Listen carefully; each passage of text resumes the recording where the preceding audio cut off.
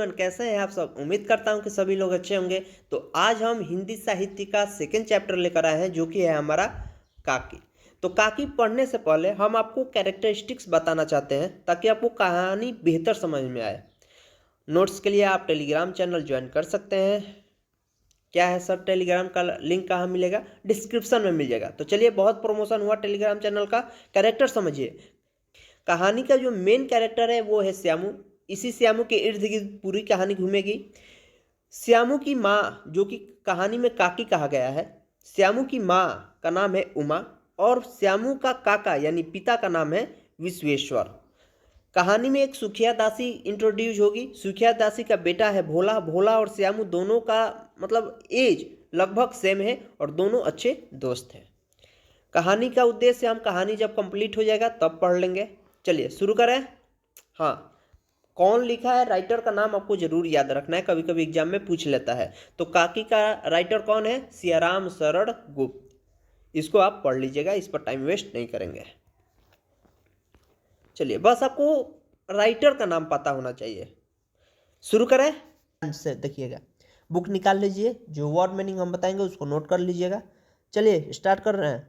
उस दिन बड़े सवेरे श्यामू की नींद खुली तो उसने देखा कि घर भर में कोहराम मचा हुआ है। उसकी माँ मतलब श्यामू की माँ नीचे से ऊपर तक के कपड़ा ओढ़े हुए कंबल पर भूमि शयन कर रही है, और घर के सब लोग उसे घेर कर बैठे बड़े क्रूर ढंग से विलाप कर रहे हैं। भूमि शयन का मतलब होता है जमीन पर सोना, भूमि पर सोना, लिखते चलिए। और विलाप का मतलब होता है बिलक बिलक कर रोना। देखिए, पूरा पैराग्राफ जो भी है 3 लाइन का, इस पैराग्राफ का सिचुएशन समझिए। सिचुएशन ऐसा है कि श्यामू की माँ भूमि पर सोई हुई है। भूमि पर यहाँ पर सोई हुई है श्यामू की माँ। ये हो गया भूमि आपका। सिचुएशन समझिए। और इसको चारों तरफ से लोग घेर कर रो रहे हैं। देखिए, होता क्या है ना, हिंदू मैथोलॉजी में होता है कि जब एक व्यक्ति का मरने का स्थिति आ जाता है तो उसको नीचे उतार दिया जाता है, यानी जमीन पर सुला दिया जाता है। ठीक है। और जब वो मर जाता है तो उसको कफन में, वाइट कलर का कपड़ा होता है, कफन में बांधकर उसको शमशान ले जाकर जला दिया जाता है। तो श्यामू की माँ मर गई है तो उसको जमीन पर सुला दिया गया है, और चारों तरफ से लोग उसको घेर कर रो रहे हैं, और यहाँ से श्यामू उसको देख रहा है। ऐसा सिचुएशन है। ठीक है, ऐसा सिचुएशन है। फिर से, श्यामू की माँ भूमि पर सो गई है।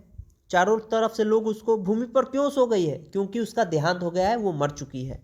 चारों लोग उसको घेर कर, चारों तरफ से उसको घेर कर लोग रो रहे हैं, और श्यामू उठकर देख रहा है कि मेरी माँ तो जमीन पर सोई हुई है, और चारों तरफ से लोग उसको घेर कर रो रहे हैं। यहाँ तक समझ में आ गया? लोग जब उमा कौन है? श्यामू की माँ। उमा को शमशान ले जाने के लिए उठाकर ले जाने लगे, तब श्यामू ने बड़ा उपद्रव मचाया। उपद्रव का मतलब उत्पात। लोगों के हाथ से छूटकर वो उमा के ऊपर जा गिरा। बोला, काकी सो रही है, उन्हें इस तरह उठाकर कहाँ लिए जा रहे हो? मैं न जाने दूंगा। तो जब उनको उठाकर, उमा को उठाकर लोग शमशान ले जाने लगे, तो फिर जो श्यामू है बड़ा उपद्रव, बड़ा उत्पात मचाया। नहीं, मैं नहीं जाने दूंगा, मेरी माँ को कहाँ ले जा रहे हैं, मेरी माँ सो रही है। मतलब ये तो अभी इस कहानी में एक बच्चा का मनोविज्ञान, साइकोलॉजी दिखाया गया है। माइंड कैसा होता है, एक माँ के प्रति उसका प्रेम कैसा होता है, इस स्टोरी में आपको बताया गया है। लोग बड़ी कठिनता से उसे हटा पाए, तो बहुत मुश्किल हुआ उसको समझाना, उसको वहां से हटाना। काकी की दाह संस्कार में उसे नहीं जाने दिया। एक दासी राम राम कहकर उसे घर पर ही संभाले रही। तो यद्यपि बुद्धिमान गुरुजनों ने उसे विश्वास दिलाया कि उसकी काकी उसके मामा के यहाँ गई है। तो जब श्यामू पूछता था कि मेरी काकी कहाँ है, मेरी काकी कहाँ है, तो बहुत जो बड़े बड़े घर के लोग हैं वो समझाने लगे कि तुम्हारी माँ मामा के यहाँ गई है। परंतु असत्य के आवरण में, आवरण का मतलब होता है पर्दा में, तो असत्य के पर्दा में सत्य बहुत समय तक छिपा न रह सकता। लेकिन जो ये सच्चाई है कि श्यामू की माँ मर गई है, ये बहुत दिन तक श्यामू से छिपा न रह सका। आसपास के जो अबोध बालक है उसके मुंह से ही वो प्रकट हो गया कि मतलब तुम्हारी काकी नहीं है, वो राम के यहाँ चली गई है। जो आसपास के उसके दोस्त है वही बता दिए कि अरे यार, वो लोग झूठ बोल रहे हैं, तुम्हारी माँ तो मर गई है, वो तो ऊपर चली गई है राम के पास। तब जाकर श्यामू को पता चला कि मेरी माँ नहीं है, ये लोग झूठ बोल रहे हैं। काकी के लिए कई दिन तक लगातार रोते रोते उसका रुदन, तो क्रमश शांत हो गया। वो तो शोक शांत न हो सका। तो उसको जब पता चला कि मेरी काकी नहीं है तो वो मतलब बहुत रोया, लेकिन एक समय आया, धीरे धीरे धीरे धीरे वो रोना छोड़ दिया। लेकिन फिर भी उसके जो मन है, जो मतलब उसका जो हृदय था, वो वहाँ से नहीं मिट पाया। जैसे यहाँ पर उदाहरण आपके लिए दिया है कि यहाँ है, हाँ, वर्षा के अनंतर 1-2 दिन में ही पृथ्वी के ऊपर का पानी तो अगोचर हो जाता है। अगोचर का मतलब होता है अदृश्य हो जाता है, परंतु भीतर ही भीतर उसकी आर्द्रता जैसे बहुत दिन तक बनी रहती है। ये कह क्या रहा है, देखिए जब बारिश होता है ना, तो बारिश होता है तो ये मान ऐसे समझिए, देखिए ये हो गया धरती, ये हो गया धरती। तो जब बारिश होता है, जब बारिश होता है तो ये जो धरती पर पानी आता है तो ये भीग जाता है, पानी लग जाता है। लेकिन 1-2 दिन में ये पानी सूख जाता है। ऊपर का ये जो पानी है ये सूख जाता है, लेकिन जो अंदर का नमी है, ह्यूमिडिटी है, वो बहुत दिनों तक रहता है। सेंस समझ में आ रहा है ये क्या कहना चाहता है आपसे? पोएट क्या कहना चाहता है, समझ में आ रहा है?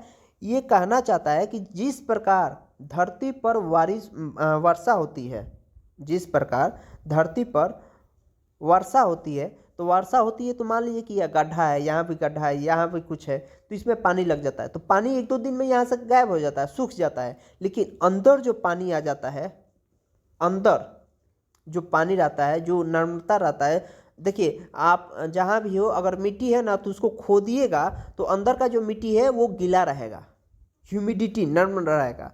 यही यहाँ पर बोला है कि वो जो श्यामू है, रोते रोते उसका ऊपर का जो रोना है वो तो छोड़ दिया, लेकिन अंदर अंदर वो अभी भी रोता है। समझ में आ गया? आगे बढ़े? हाँ हाँ आ गया, आगे बढ़िए।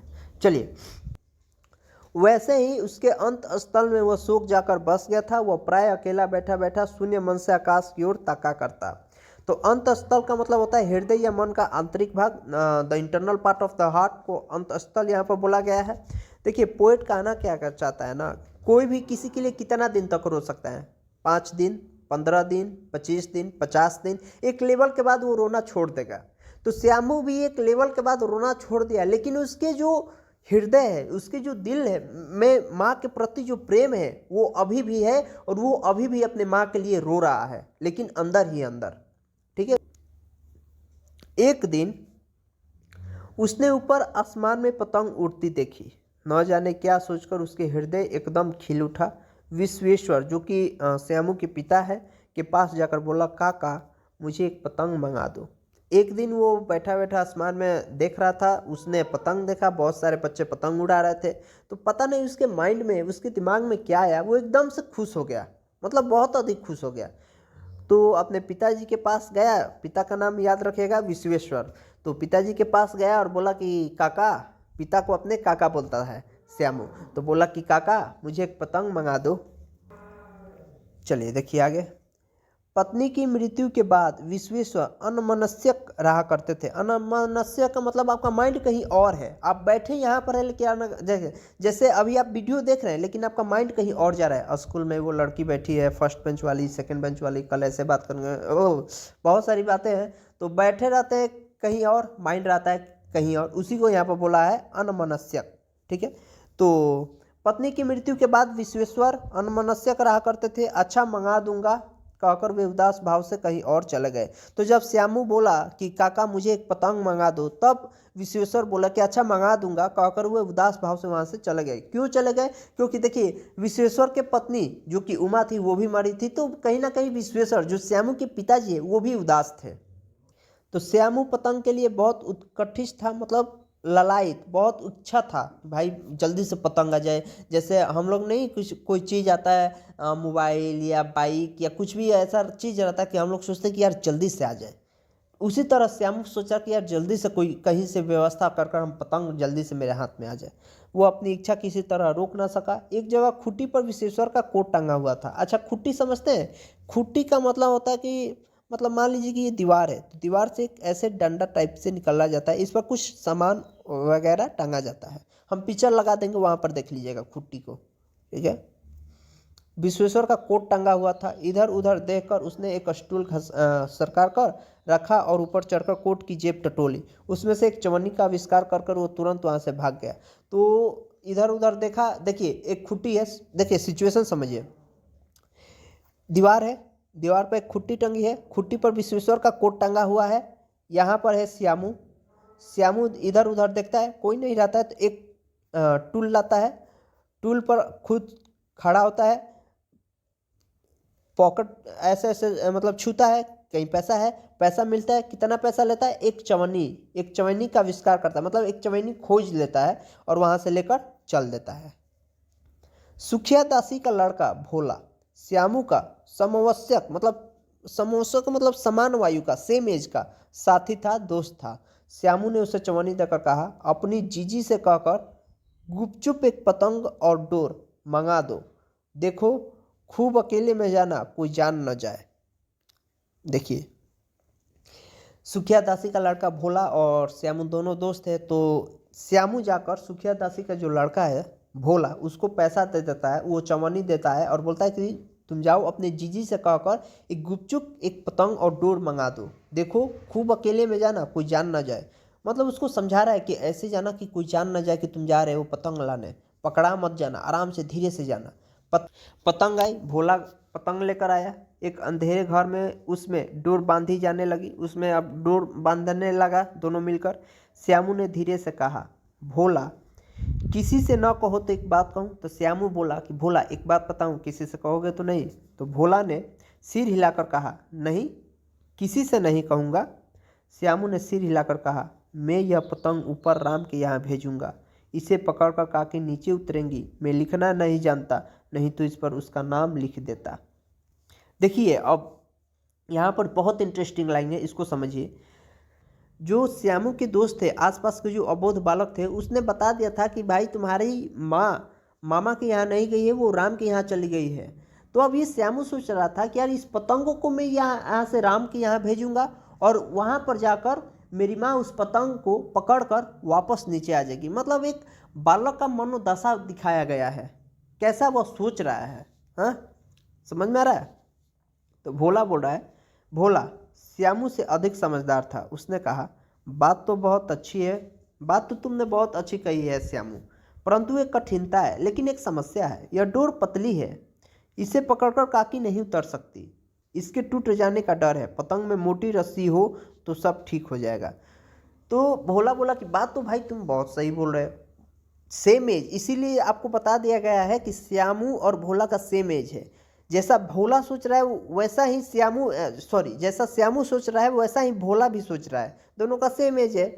तो भोला बोला कि भाई बात तो तुम सही बोल रहे हो, लेकिन ये जो डोर है, जो रस्सी है, जो हम लोग धागा बांध रहे हैं, वो बहुत पतला है, इससे जब काकी पकड़ कर उतरेगी तो हो सकता है कि टूट जाए तो फिर गड़बड़ हो जाएगी, काकी को चोट लग जाएगी। इसीलिए हम यहाँ पर थोड़ी मोटी रस्सी का उपयोग करते हैं, तब सब ठीक हो जाएगा, भोला बोल रहा है। श्यामू गंभीर हो गया। हाँ, श्यामू सोच में पड़ गया कि बात तो भाई सही है, मतलब यह कि बात तो लाख रुपए की सुझाई गई है, परंतु कठिनता यह थी कि मोटी रस्सी कैसे मंगाई जाए। तो श्यामू बोला कि हाँ यार, बात तो तुमने बहुत सही की है, लेकिन समस्या यह है, प्रॉब्लम यह है कि फिर पैसा कहाँ से आएगा, मोटी रस्सी लाएगा कहाँ से? पैसा नहीं है, पास में दाम नहीं है, और घर के जो आदमी उसकी काकी को बिना दया माया के जलाए आए हैं, वे इस काम के लिए कुछ नहीं देंगे। उस दिन श्यामू को चिंता के मारे बड़ी रात तक नींद नहीं आई। तो श्यामू रात भर इसी बात को सोचता रहा, उसको नींद नहीं आई। पहले दिन की तरकीब से दूसरे दिन भी उसे विश्वेश्वर के कोट से 1 रुपया निकाला। तो पहले दिन जैसे इधर उधर देखकर टूल घसका कर उसके पॉकेट से, किसके, अपने पिता के, अपने काका के पॉकेट से एक चवन्नी का आविष्कार कर लिया, उसी तरकीब का उपयोग कर यूज कर दूसरे दिन भी उसने अपने काका के पॉकेट से 1 रुपया निकाल लिया, ले जाकर भोला को दिया और बोला, देख भोला, किसी को मालूम ना होने पाए अच्छी अच्छी 2 रस्सियाँ मंगा दे, एक रस्सी ओछी पड़ेगी यानी छोटी पड़ेगी, जवाहर भैया से मैं एक कागज़ पर काकी लिखवा कर रखूँगा, नाम की चिट रहेगी तो पतंग उन्हीं के पास पहुँच जाएगी। चिट का मतलब क्या होता है? एक छोटे कागज़ के टुकड़े पर संक्षिप्त लिखित टिप्पणी या प्रलेख, ठीक है। तो 1 रुपया दिया भोला को और बोला कि एक रस्सी हो सकती है कि छोटी पड़ जाए, तो 2 रस्सी तुम ले लो और मैं तब तक जाता हूँ। और जवाहर भैया है वहाँ, एक देखिए कहानी में यहाँ पर एक जवाहर भैया आए हैं, इनको याद रखिएगा। तो जवाहर भैया से मैं काकी लिखवाने जा रहा हूँ, तब तक तुम छिप कर जाओ और 2 मोटी मोटी रस्सियाँ लेकर आओ। यहाँ तक समझ में आया? 2 घंटे बाद प्रफुल्ल मन से श्यामू और भोला अंधेरी कोठरी में बैठे बैठे पतंग में रस्सी बांध रहे थे।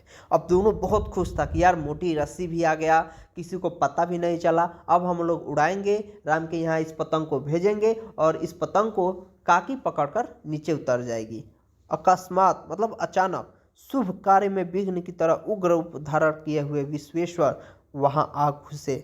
भोला और श्यामू को धमकाकर बोले, तुमने हमारे कोट से रुपए निकाला है।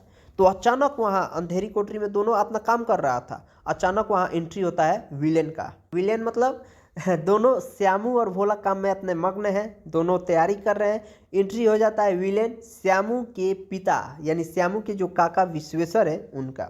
वो आते हैं और धमका कर बोलते हैं, तुमने हमारे कोट से रुपए निकाला है। अब देखिए भोला भाई शक पकाकर एक ही डांट में मुखवीर हो गया, बोला, श्यामू भैया रस्सी और पतंग मंगाने के लिए निकाला था। श्याम देखिए कोई लड़का नहीं होता है कि छठ से कोई टीचर डराता है तो बोल देता है सर इसने किया था, सर हमने नहीं किया था। उसी तरह ये भोला है, एकदम शक पकाकर मतलब मुखवीर हो गया, मतलब भेद खोल दिया। बोल दिया कि भैया श्यामू भैया ने रस्सी और पतंग मंगाने के लिए आपके जेब से पैसा निकाला था। अब तो भैया इसको पता चल गया, किसको? विश्वेश्वर को। विश्वेश्वर ने श्यामू को 2 तमाचे जड़कर कहा, चोरी सीख कर जेल जाएगा? अच्छा तुझे आज अच्छी तरह समझाता हूँ। यह कहकर फिर तमाचे जड़े और कान मलने के बाद पतंग फाड़ डाला। अब रस्सियों की ओर देखकर कहा, ये किसने मंगाई? तो अब विश्वेश्वर को 2 चाटा मारा और बोला कि चोरी सीख रहा है, हा? चोरी इसीलिए तुमको पढ़ा रहे हैं, यही सब करने के लिए? सर ओवर हो रहा है, आज तुझे अच्छी तरह समझाता हूँ। यह कहकर फिर तमाचा, फिर एक चाटा मारा और फिर रस्सी पतंग को ऐसे लिया और फाड़ दिया और फिर अब रस्सी की तरफ देखने लगा और बोला कि ये किसने मंगाई? भोला ने कहा, इन्होंने मंगाई थी। कहते हैं इनसे पतंग तानकर काकी को राम के यहाँ नीचे उतारेंगे। अब भाई साहब ये बात सुनकर विश्वेश्वर का माइंड एकदम मतलब माइंड ब्लोइंग हो गया, खत्म, बाय बाय टाटा। विश्वेश्वर मतलब कुछ बोल ही नहीं पाया यार। विश्वेश्वर हतबुद्धि का मतलब जो कुछ सोच पाने की अवस्था में ना होकर वहीं खड़े रह गए। उन्होंने फटी हुई पतंग उठाकर देखी, उस पर चिपके हुए कागज पर लिखा हुआ था काकी। कितना इमोशनल है यार, मतलब ये स्टोरी इमोशनल है भाई, ठीक है। भले हम थोड़ा बीच में मजाक कर लिए लेकिन ये स्टोरी इमोशनल है। बोलिए समझ में आया कि नहीं? थोड़ा इसका हम लोग उद्देश्य देख लेते हैं, कहानी का उद्देश्य सभी को पता हो गया क्या है कहानी का उद्देश्य। कहानी का उद्देश्य देख लेते हैं। पूरी कहानी का पृष्ठभूमि श्यामू और उसकी काकी के प्रेम पर आधारित है। इस प्रकार कहानी का नामकरण काकी के रूप में करना पूरी तरह से सार्थक है, पूरी तरह से सही है भाई। इंग्लिश में होता है ना जस्टिफाई द टाइटल, तो यही बोल रहा है कि पूरी नामकरण काकी के रूप में करना पूरी तरह से मतलब सार्थक मतलब सही है।